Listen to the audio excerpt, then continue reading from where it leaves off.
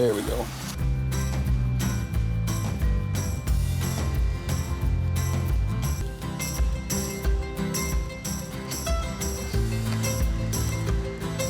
Dang. Man. That's unreal. The marrow is awesome. Yeah, the marrow really makes it rich, you know. I mean, this is amazing. Steven, a full-time hunter and gourmet, arrived in New Mexico today to pursue Cu's deer. Accompanying him is his friend Ramy, who enjoys pushing limits and plans to hunt with a bow, presenting a formidable challenge due to the timid nature and sharp instincts of Cu's deer. Despite the deer's usual wariness, the rutting season has made them restless and less cautious. Steven and Ramy, from a vantage point, soon spotted a deer, though it was a bit far. Deciding to split up, Ramy crossed a canyon and climbed a slope. He used deer antlers to create friction sounds to attract a buck, while Steven stayed behind to continue scanning the valley. Steven, increasingly excited by the abundance of deer, was determined to find a robust buck. Meanwhile, Ramy, with his bow and arrow, moved closer to a beautiful buck in range, mimicking deer calls and watching its every move to lure it closer. Unfortunately, by nightfall, both had caught nothing. When Steven returned, Ramy had already started a campfire. They shared their experiences and spent the night. The next morning, they resumed their hunt. Ramy, on a hillside, spotted a buck about 350 yards away. With ample time, he waited for the perfect opportunity, knowing patience is crucial for a top hunter. Meanwhile, Steven continued searching for deer. Around noon, he spotted one across a ridge but lost sight of it. Approaching cautiously, he crawled near and eventually saw 2 does. Where there are does, bucks are likely to appear, so he waited patiently. His patience paid off when he saw a buck in nearby bushes.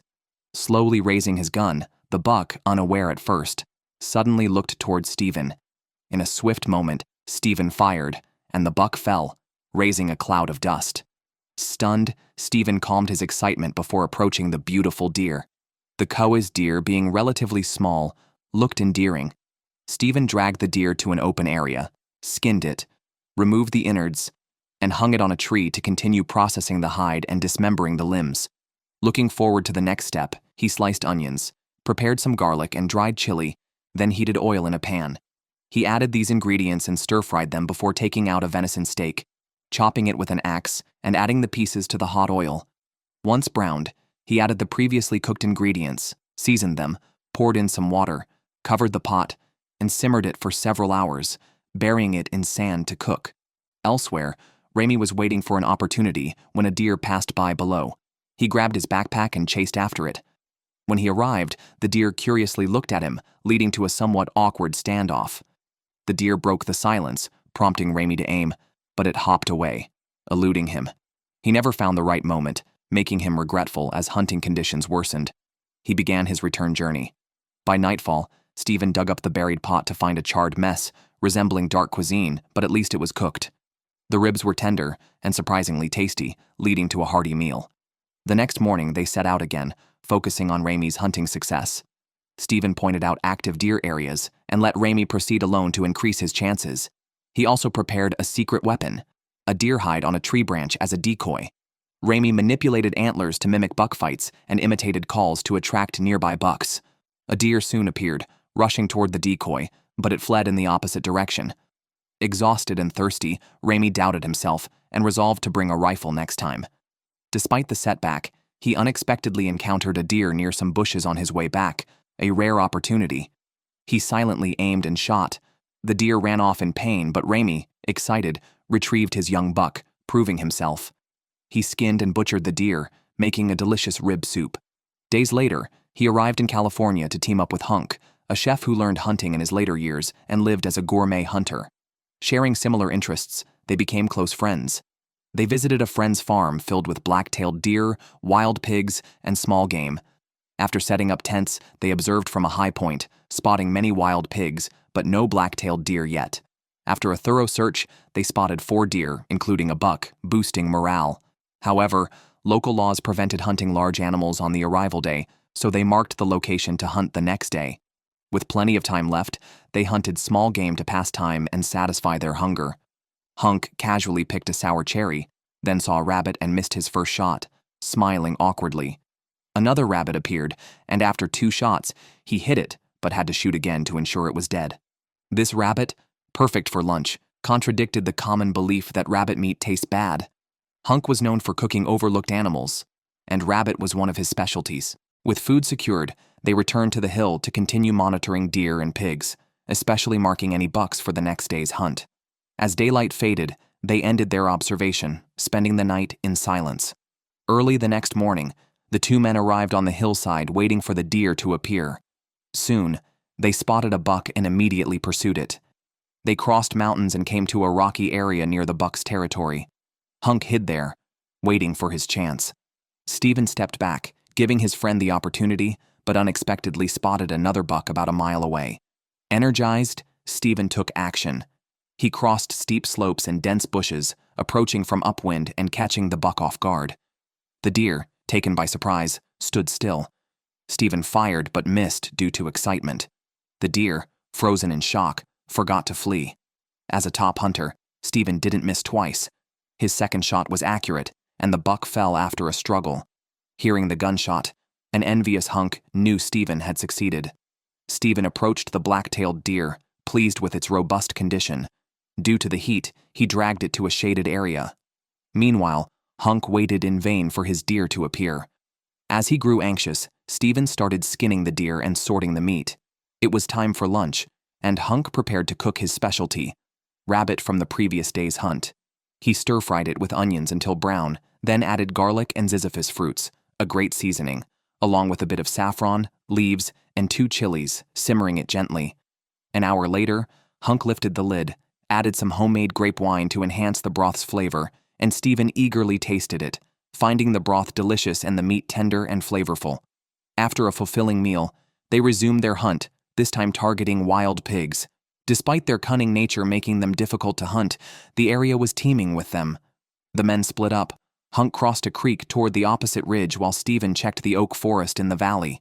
He soon saw a sow with piglets, but the wind was against him, so he waited quietly. His chance came when the pigs passed by. He fired but missed.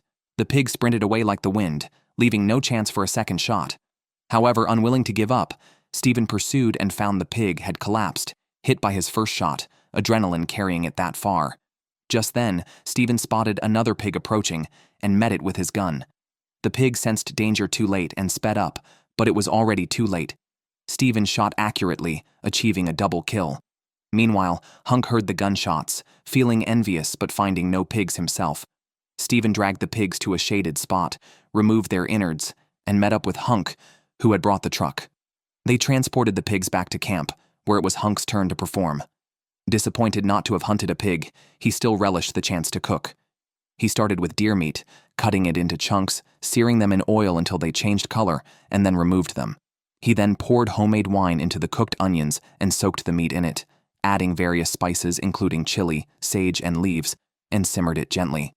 Hunk then took a pig heart, scored it along the lines, flattened it, coated it in acorn flour, and fried it in oil, turning it once it browned. The aroma was enticing. He also made a simple sauce with matsutake mushrooms and onions, placing it on the pig heart. Now the meal was ready. Steven tasted it, finding it incredibly delicious. And the deer meat soup was also ready. They ate heartily, making it an unforgettable wild meal. And Steven felt deeply satisfied. Today, Steven arrived on Prince of Wales Island, prepared to hunt a black bear. This remote location is rich in vegetation and various wildlife. Steven and his friends built a hunting cabin here, turning it into a paradise for outdoor activities. However, maintaining the place requires much work. Last August, after a fishing trip, his friends closed the cabin, and it has been unvisited for 9 months. Today, he came to check it. As expected, it was in disarray. Bears had turned it into a cozy den. Steven endured the smell and cleaned up the cabin. Then he went to the creek to get the water supply system working again. This gravity-fed system allows creek water to flow through pipes. Steven cleaned the filter, placed it over a barrel, and set the pipes on top to restore the system. He removed air from the pipes to help the water flow faster. When he returned to the cabin, the taps were working. He chopped some wood and started the stove, bringing life to the cabin. By the light, Steven planned his hunt for the next day. The best place to find bears is the estuary, where they fish in the fall. Although it's not autumn, bears still visit to eat grass and bivalves. After planning, Steven went to sleep. The next morning, he pulled out a small boat and installed the motor, which still worked. Steven loaded his gear onto the boat and set off, excited about the adventure and the beautiful scenery along the way, making his spirits soar. This area is a haven for hunting and fishing. Before reaching his destination, Steven was already thrilled. The beach was covered in mussels, a favorite food of black bears, and Steven himself. At restaurants, he always orders a plate of mussels. However, he needed to be cautious with wild mussels due to the risk of neurotoxins from red tide. Steven collected a large pot of mussels and washed them thoroughly in seawater. But mussels alone were not enough. Before hunting the black bear, he set up crab and shrimp traps. This area is known for its crabs. He threw the iron cages into the sea, then went to a narrow bay where prawns thrive due to the unique terrain creating pits. Steven dropped the shrimp traps in, setting up all his traps. It was time to search for the black bear. He slowly navigated through a series of narrow passages and soon saw 2 large bears by the shore. Not cubs, but possibly siblings. Not his intended targets. Steven needed a fully grown bear, so he delved deeper. However, the noise from the motorboat could scare off bears, so he switched to a canoe for quieter movement. Across, the snow-capped mountains enveloped in mist looked enchanting, but the increasing rain dampened his mood. After an hour of paddling, he spotted a new black bear. Observing its movements, Steven saw the bear jump into the water and swim to the opposite shore. The water obscured its true size, so he followed until the bear emerged on land. Confirming it met his criteria, Steven prepared to shoot, but the bear quickly disappeared into the forest, frustrating him. With night approaching, he had no choice but to return to the cabin. The next day, Steven returned to the area and, after some searching, finally spotted a black bear. He tied his boat to a rock and stealthily approached. The bear was unaware of the danger, continuing to eat even as Steven set up his rifle. Just as he was about to shoot, another bear came into view from a different direction. This bear was smaller, so Steven kept his focus on the first one. However, a strange thought suddenly entered his mind. He liked the bears and preferred to watch them quietly rather than shoot them. Feeling unusually sentimental, perhaps because men also have their sensitive days, Steven decided not to shoot. The bear was unaware that it had narrowly escaped death. Steven packed up his mixed emotions, collected the crab traps, and found them full of plump crabs. The shrimp traps were also successful, yielding large, meaty shrimp. Back at the cabin, Steven prepared for a seafood feast. He cleaned the seafood, lit the stove, and poured fresh water into a pot, adding salt to mimic seawater, a trick he learned from a neighbor. This method brought out the sweetness in the crabs, although he didn't understand the science behind it. The taste was excellent. After about 10 minutes, he added the shrimp and mussels to the pot. Meanwhile, he warmed up some cheese. Once the seafood was cooked, Steven peeled a shrimp, dipped it in butter, and tasted it, finding it delicious. He then enjoyed the crabs, which were not only fresh, but also had an excellent flavor, and the mussels were equally delightful. This seafood meal left Steven very satisfied. Even tough men have their tender moments. Faced with the adorable bears, Steven couldn't bring himself to kill them. For a hunter like Steven, this was a significant psychological shift. He needed to manage his emotions and relax from the constant hunting mindset. Therefore, he didn't go hunting that day, but instead prepared to host a feast with friends, enjoying the happiness that good food brings. The main ingredient was a wild boar from a previous hunt. Mate, his culinary mentor who had taught Steven many cooking techniques, generously offered his kitchen today and guided him on how to cook the boar's head.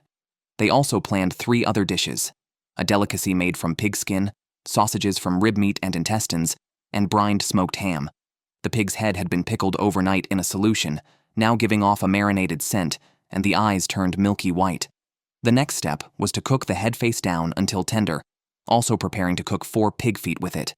To remove any gamey taste, Steven prepared herbs and pepper, wrapping them in cheesecloth to make a bouquet garni, and threw it into the pot. He also added carrots, celery, onions, and leeks. 2 cups of white wine were poured in, followed by enough water to cover everything, then simmered for 3 to 4 hours. The next dish was the smoked ham, made from the wild boar's thigh. While many large animals exist on the planet, few can compare to the taste of pork, according to Steven's experience. Mate's distinctive brine would make the ham taste uniquely delicious. The brine included numerous ingredients such as brown sugar, orange peel, celery seeds, 5-spice, cloves, bay leaves, and more. The boneless thigh had been soaking in the brine for a while. Now removed, Steven sprinkled some gelatin powder on it. Gelatin, made from animal skin and bones through many processes, is a food additive that helps the meat firm up. Steven took out a meat rolling machine, stuffed chunks of meat into it, and fitted a mesh at the other end. By pressing, the meat was pushed into the mesh, which helped keep it from spreading out. Then, he tied it into a smoker for slow cooking. After a long time, the two opened the lid to check on the pig's head. Most of the meat on the skull had fallen off. Mate picked up a pig's trotter, noting its abundant fat and gelatin-like collagen, indicating it was almost cooked. They removed these items and filtered out the cooking liquid, preparing for the next steps. Steven was responsible for removing the meat from the skull, while Matey prepared the side dishes. They then cut open the pig's trotters and sliced the pig's tongue into thin strips. After mixing these ingredients, they placed them all on a dish, added spices and salt, mixed them well, and poured in some vinegar. They set this dish aside and added some cooking liquid, rich in collagen. The second dish was now ready. Next, they cleaned the intestines and set them aside. They then took out a bowl of quality pork from the refrigerator and prepared some side dishes. Steven was in charge of mincing the meat, while Mate chopped vegetables. The division of labor was clear, and they soon finished preparations. They mixed the chopped vegetables and minced meat, kneading them together until well integrated, then processed it again in a mixer to achieve a fine texture for the sausages. The final step was to stuff the meat mixture into the sausage casings, a process that required careful handling to avoid tearing the casings. As they admired the beautifully formed sausages, Steven smiled with satisfaction. Mate used a wooden skewer to prick any areas with trapped air. Then, they rolled the sausages to an even length. They were now ready for the last dish, deep-fried pork skin. The skin, taken from the back of a wild boar, was first boiled in broth for several hours. This broth was something Mate had prepared with care, blending various ingredients together and adding some lime juice.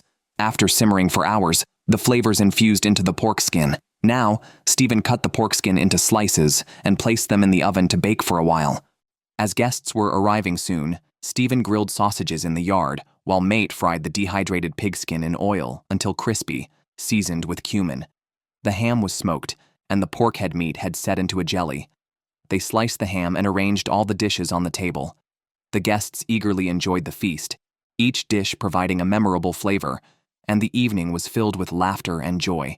Days later, in the central region of British Columbia, Steven teamed up with his friend Ryan to hunt elk in a dense swamp during the rutting season. Ryan, skilled at mimicking cow-elk calls, helped attract bulls. They faced numerous challenges but finally reached their destination, finding elk tracks and bear prints along the shore. Before hunting elk, Steven aimed to catch a bull trout, a fish he had never caught before. Using barbless hooks to avoid harming the fish, they competed in fishing. Ryan caught a bull trout first, and Steven also succeeded, releasing his catch afterward. Now, they were ready to focus on hunting elk. The two tied their boat to the shore and chose to proceed on foot. Ahead was a beaver pond, its dam raising the water level significantly. Suddenly, heavy rain made the journey even more challenging. As they moved, they kept a watchful eye on their surroundings. Steven faintly heard the call of a bull elk in the distance. They immediately became alert and cautiously moved toward the sound. Ryan showcased his skill by mimicking a cow elk's call, which drifted far, likely to attract the bull elk. After a brief discussion, they devised a plan. Ryan would move away while continuing to imitate the cow elk's call, and Steven would stay put, hoping for a face-to-face encounter with the approaching bull. Ryan, while making the calls, rubbed branches against each other to simulate a cow elk leaving the area, increasing the urgency for the bull elk and reducing its alertness. Unfortunately, despite the prolonged calling, no elk appeared. They continued in the direction of the sound, and soon, Steven signaled that there was activity ahead. They heard noises from the bushes and, sure enough, an elk emerged. Steven quickly aimed and decisively fired. After the gunshot, the elk disappeared into the bushes. Steven was confident he had hit the target, but Ryan was incredulous as he hadn't seen anything when Steven shot. After calming down, they began to track the elk. As they progressed, Steven felt uneasy. He had aimed for the heart, and the elk should have fallen, but there was no sign of it. He worried he might have missed, and the wounded elk could become highly aggressive. Just as they decided to split up, Steven spotted the elk again and took another shot, quickly reloading and pursuing. Unfortunately, the dense bushes severely obstructed his view, and the elk vanished. In the tense atmosphere, Steven became somewhat reckless, and unexpectedly, he encountered the elk around a corner. As the elk stood up, Steven prepared to end its life. But at that critical moment, his rifle jammed.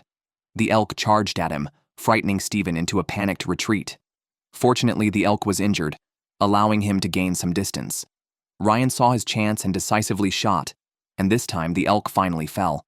Steven caught his breath to calm his excitement. Ryan couldn't resist teasing him about a close call, joking about a hole in his pants. After the laughter, they went to check on the elk, finding it had stopped breathing. It was an impressively large animal, giving a strong visual impact. Suddenly, thunder sounded, and it seemed a storm was imminent. It looked like they would have to camp there for the night. They returned to the boat to gather their gear, marking their way. Soon, a heavy rain with hail began, typical of the wild and unpredictable weather.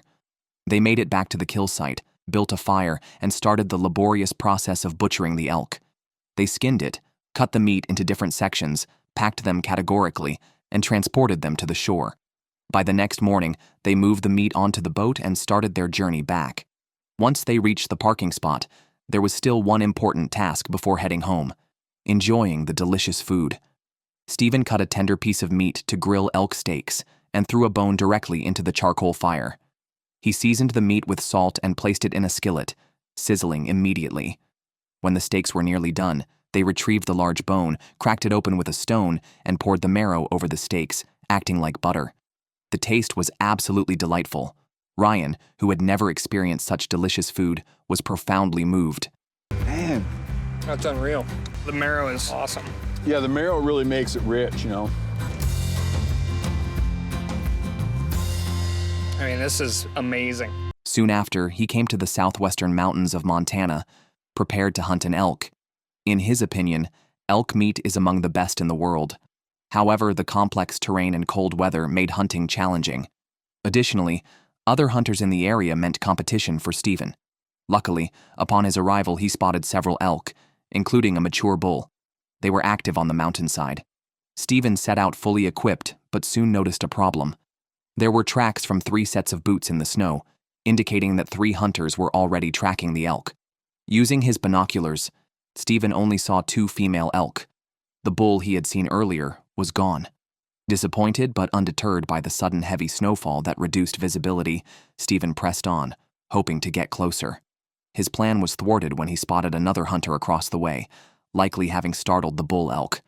Steven decided to circle ahead and wait for the hunter to drive the elk toward him. His strategy paid off as the herd emerged from the forest not long after he arrived. Unfortunately, the group included only a young bull, which, according to local laws, could not be legally hunted. As dusk approached and the temperature dropped, Steven had no choice but to end his hunt for the day. The next morning, he returned to continue his unfinished hunt. Today felt luckier. He spotted a legal bull elk on the ridge. Steven decided to wait along the path the elk would likely take. However, his spirits soon dampened when he realized another hunter had the same idea. Both hunters pretended not to see the elk, hoping to mislead the other. After observing for a while, Steven was sure the other hunter was targeting this elk.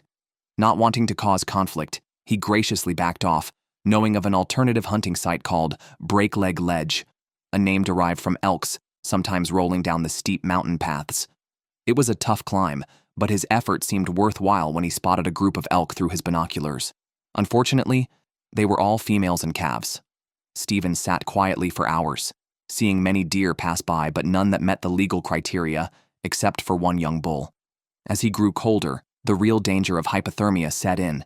He built a fire to warm up and organize his thoughts, planning his next move. 3 miles away was the opposite side of the valley, which he wanted to check out. Just then, he spotted 2 bull elk in the distance, which presented a dilemma. If he pursued these elk, he might not complete the hunt before dark. He also risked missing a bull appearing at his current spot. After much thought, Steven decided to stay put. If he failed to hunt today, he would try the opposite valley tomorrow. As expected, no bull showed up by the end of the day. The next morning, as dawn broke, Steven set out on his journey to the area where he had seen 2 bull elk the previous day. By the time it was fully light, Steven had arrived. The snow was cluttered with disordered elk tracks. He positioned himself on a high ground and began his quiet wait. Over the next few hours, Steven's heart sank as he saw no sign of any bull elk. He couldn't help regretting not decisively tracking the 2 elk he had seen the day before. Hunting is such that if you don't seize the moment, failure is inevitable. Steven learned from this experience and had no choice but to end his hunt, planning to try again next hunting season. Hunting grizzly bears is a thrilling and dangerous activity that can be fatal if one is not careful. Yet, it attracts many hunters, including Steven, who felt a rush of adrenaline and a desire to test his strength against these massive creatures. This took place in the Rocky Mountains of British Columbia, a region with a very primitive ecosystem and home to numerous wildlife, including black and grizzly bears. It was Steven's first time in this area, accompanied by his friend Ryan, a passionate hunter with a hunting guide license.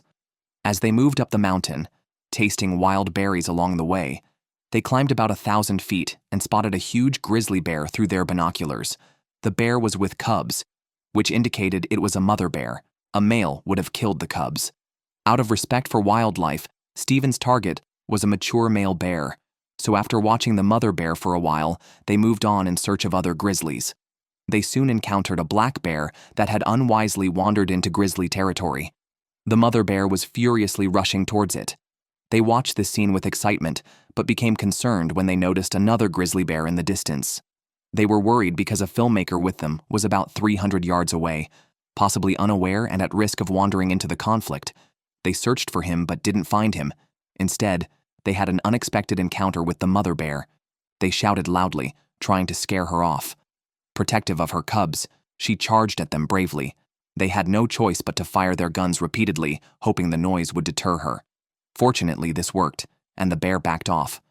They quickly changed their position, and the gunfire got a response from the filmmaker. They rushed to his location and managed to regroup, calming their nerves only at that moment. The following morning, they emerged from their tents to resume their hunting.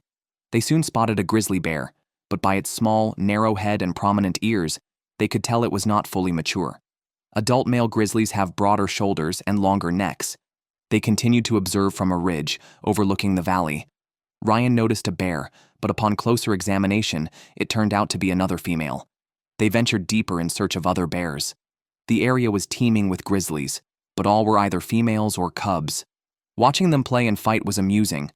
They did encounter a male bear, but it was a black bear, not their intended target. Luckily for the bear, it escaped unharmed, and they returned to camp empty-handed. However, just as they got back to camp, they saw a large black bear nearby. Although it was not part of their original plan to hunt black bears, an opportunity like this was too good to miss. Steven began to aim, and the black bear remained unaware of the danger. The next second, a gunshot shattered the silence, and the bear instantly fell and started rolling down the hill, picking up speed. The 2 men kept their eyes on the target to pinpoint its location. After waiting a moment, they went to search for their quarry. They split up, and it was Ryan who found the black bear, which was not yet dead. Steven fired another shot, ending its life completely. As night fell, they used headlamps to begin butchering the black bear. Upon opening its belly, they could smell the scent of blueberries, indicating that berries were a major part of its diet. After a long day, they were exhausted, so after removing the innards, they decided to come back the next day to finish processing it. The next morning, they hurried back to the site, but their worries materialized. A grizzly bear was lying on the innards, eating. It was a female. They shouted to scare it away, but this only piqued its curiosity, and it started walking towards them. With no other choice, Steven used gunfire to try to scare it off. However, the bear was unfazed by the noise, likely having never encountered hunters before. Fortunately, it eventually ambled away. They then approached and retrieved the black bear they had hunted the previous day, relieved that it hadn't been eaten by the grizzly. They packed the bear meat and brought it back to camp. After hanging the meat in a tree, they set out again, still targeting a grizzly bear. They climbed a mountain and soon spotted a grizzly. Its fur looked as if it might have albinism, so they decided to find another target. After some searching, they spotted another grizzly, this time a male. They quickly pursued it, but the bear was also moving, and catching it depended on luck. Unfortunately, they eventually lost sight of it. With daylight fading, they returned to camp to enjoy a feast. They selected some fatty cuts of meat, cut them into pieces, and rendered the fat by heating it. They then prepared some marbled bear loin, cooking it in the rendered fat. After a short wait, the meat was ready. They tasted it, finding it exceptionally delightful and chewy, filled with the aroma of blueberries. Although they didn't manage to hunt a grizzly bear, capturing the black bear made the trip worthwhile.